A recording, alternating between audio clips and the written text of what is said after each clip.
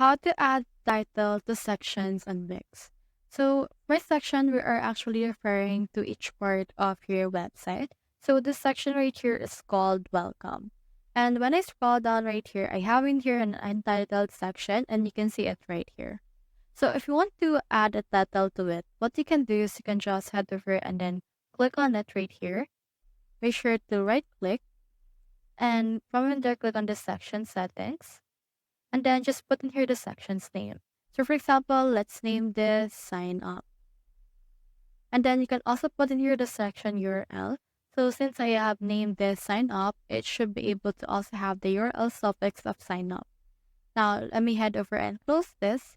And then once it's been closed, it should take some time for this to reflect onto the section name as well. So that's how you add a title to sections on Wix. Hope we helped.